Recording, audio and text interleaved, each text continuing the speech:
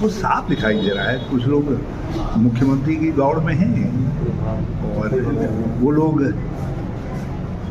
जिस तरीके से वहाँ उनके साथी काम कर रहे हैं उससे साफ दिखाई दे रहा है कि वो कह रहे हैं कि ये तो मौका है, अभी पलट दो, अभी पलट दो। और कुछ लोग जो मुख्यमंत्री के नज़दीक हैं वो कह रहे हैं भाई संभालना है स्थिति को, बचाओ।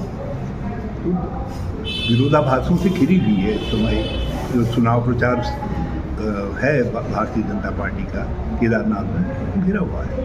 और फिर सबसे बड़ी बात ये है, ये तो उनका अपना आंतरिक मामला है, लेकिन केदारनाथ की जनता के बहुत सारे सवाल हैं जिनका उत्तर वो भारतीय जनता पार्टी से मांग रही है, सत्ता से मांग रही है। देखिए, माननीय हरीश रावत जी बहुत ही सीनियर हैं और बहुत ही वरिष्ठ हैं और मुझे लगता है कि अब इस पड़ाव पे आकर के उन्हें जब भी कोई बयान दें तो बहुत ही सोच समझ करके देना चाहिए।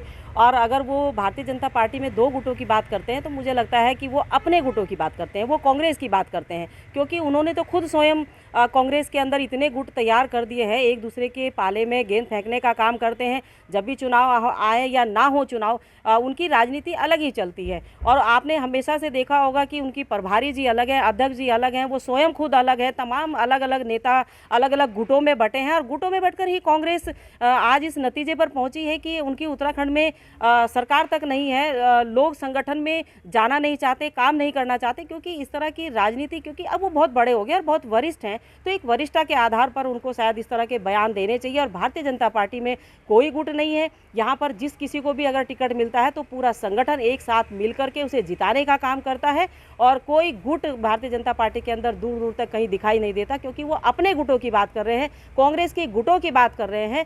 तो शायद एक बार को हम इस चीज़ को मान सकते हैं। निश्चित तौर पे देखिए, भारतीय जनता पार्टी के अंदर बहुत ज़्यादा अंतर्विरोध है, सरकार में भी अंतर्विरोध है। सरकार में अलग अलग मसलों में अलग अलग लोगों की राय, मुख्यमंत्री की राय कुछ अलग, मंत्रियों की राय अलग, पार्टी की अलग कुछ राय, कोई भी विषय आप देख लीजिए।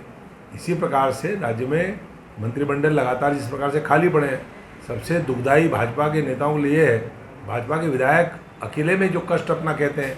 अभी विनोद चमोली साहब का आपने बयान सुना होगा, किस प्रकार से उन्होंने हमला किया सरकार के ऊपर भ्रष्टाचार के मामले में।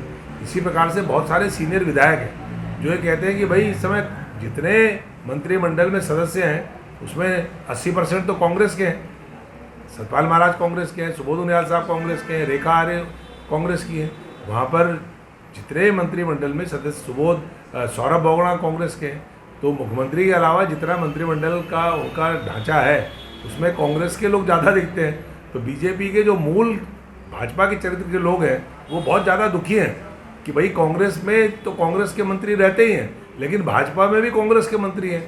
तो इसलिए भारतीय जनता पार्टी के विधायकों में, भारतीय जनता पार्टी के नेताओं में बहुत भारी असंतोष है।